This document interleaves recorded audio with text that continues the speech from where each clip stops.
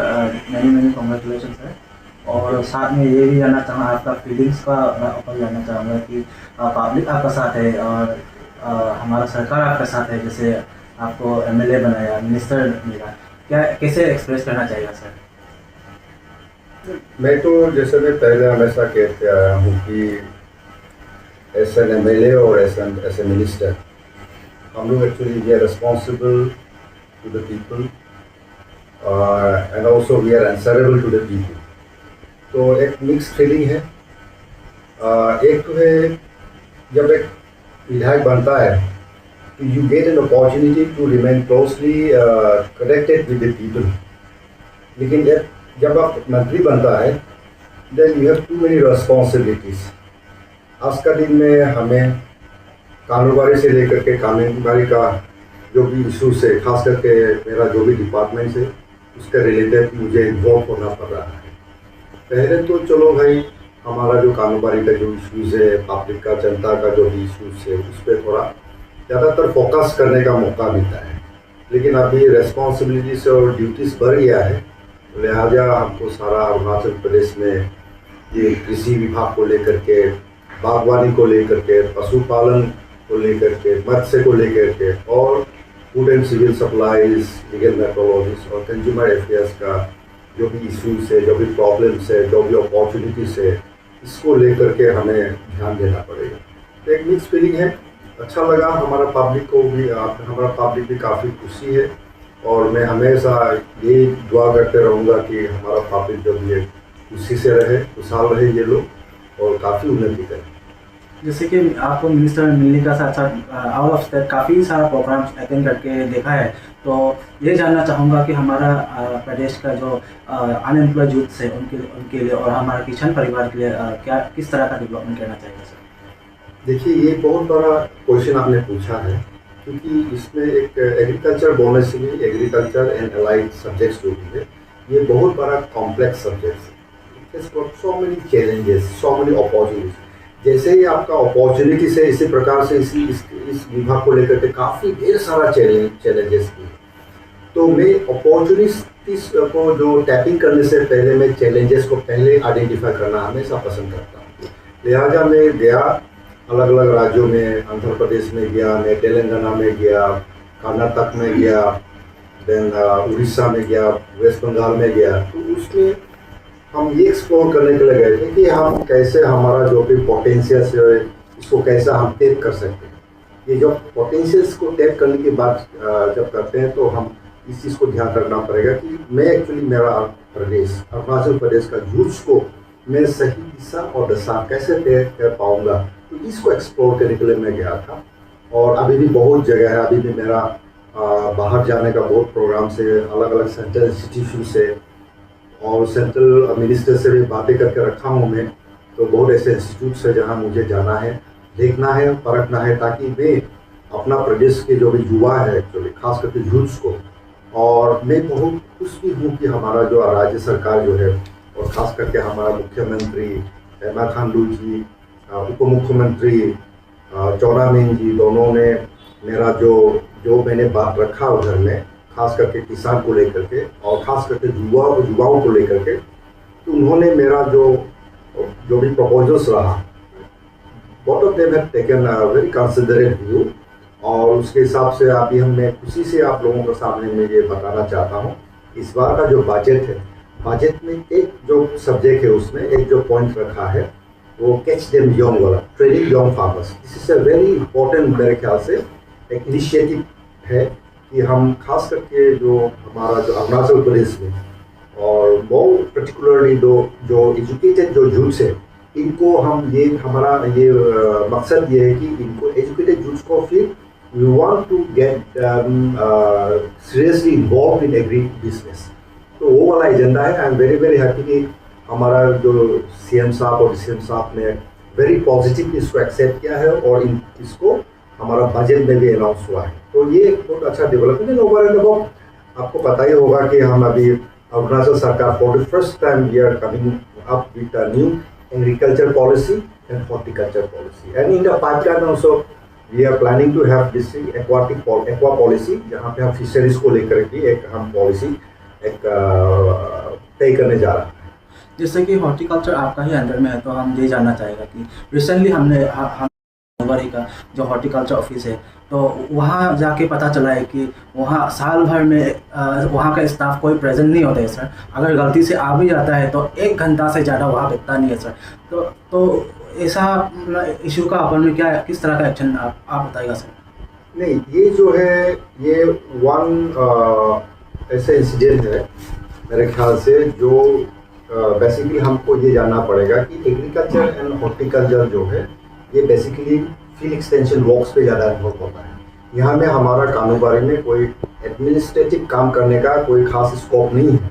और रहा हमारा जो स्टाफ को लेकर के, आप ये ध्यान में रखिए कि केवल कानूनबारी ही नहीं, बहुत ऐसे जगह है अरुणाचल प्रदेश में जहाँ पे अंडर स्टाफ है। अभी सपोजिंग CNG ग्रुप्स का भी स्टाफ बहुत कम है। और आपको पता होगा हाल ही में मेरे ख्याल से अराउंड 20 to 30 न्यू ऑफिसर्स हमारा जो रिक्रूटमेंट करने के लिए इनका जो रिक्विजिशन दिया गया है पब्लिक सर्विस कमीशन में।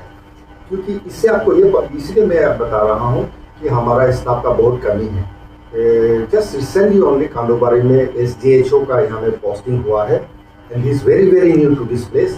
तो जिस समय में आप लोग ने उस चीज़ को खींचा, उसका वीडियो बनवाया, unfortunately he was very very new. वो कानूबारी कहाँ कैसा है उसका रूपरेखा भी पता नहीं था शायद। और उसी दिन जो है वो कुछ एक खास इम्पोर्टेंट मीटिंग आत्मनिर्भर स्कीम्स को लेकर के वो उस मीटिंग के लिए गया हुआ था। तो ये अनफॉर्चुनेट है कि वो एक गलत समय पे गलत ये का एक सिचुएशंस को सामने रखा पब्लिक के सामने में। लेकिन मैं ये बताना चाहता हूँ कि अरुणाचल में इसी प्रकार का जो प्रॉब्लम था केवल कानूबारी नहीं, बहुत जगह पे ऐसा है। तो हमारा जो उद्देश्य यही है कि सारा अरुणाचल प्रदेश का इस प्रकार का घटना कहीं भी होना नहीं चाहिए, इस प्रकार का एक्टिविटीज़ कहीं भी नहीं होना चाहिए। और इसके लिए कोई एक इंडिविजुअल रिस्पॉन्सिबल नहीं है, एक सिस्टम में भी कुछ ब्रेकडाउन हुआ है, तो उसको सही राह पे हम ले आने के लिए हम कोशिश जरूर करेंगे। हाँ सर, मेरा एक क्वेश्चन है। पंचावक्का में सर एग्रीकल्चर का ऑफिस नहीं है, और जो भी एग्रीकल्चर डिपार्टमेंट और हॉर्टिकल्चर डिपार्टमेंट का जो काम काज होता है, तो पब्लिक जो है 70-80 किलोमीटर वहाँ से नियर म्यांमार बॉर्डर से लोंगडिंग हेडक्वार्टर आना पड़ता है। ऐसे बुढ़ी-बुढ़ाओं का एक समस्या है। और वहाँ का जो स्टाफ है वो वहाँ में स्टेशन में नहीं बैठता है, लोंगडिंग से ऑपरेट करता है, तो काफ़ी ज़्यादा प्रॉब्लम है पब्लिक का। तो उस चीज़ को लेकर आप क्या कहना सर? नहीं, वहाँ का जो पंचावक्का का जो हमारा एक सीनियर है, ऑनरेबल MLA साहब है, one of the most senior legislators of Arunachal Pradesh, शायद उनको ये पता होगा and hopefully he would come forward with the concerns and fears of our people, our public. कुछ अगर प्रॉब्लम है तो let him come and then otherwise also I will look into this issue. और हमें प्रॉपरली हमें बताना पड़ेगा कि ये अगर प्रॉब्लम ऐसे इशू अगर ऐसे आ रहा है तो उसका सोल्यूशन क्या है वो भी तो हमें बताए, तो ताकि हम उसको सही हम इसका जो भी प्रॉब्लम अगर है तो उसको रिजॉल्व करने के लिए हमने जरूर कोशिश करूँगा, ताकि हमारा पब्लिक किसी प्रकार का दुख को तकलीफ नहीं उठाना पड़ता। Okay sir. सर, भारत के अलग अलग राज्यों में एग्रीकल्चर बोलिए, हॉर्टिकल्चर बोलिए, 12 महीना फसल उगते हैं।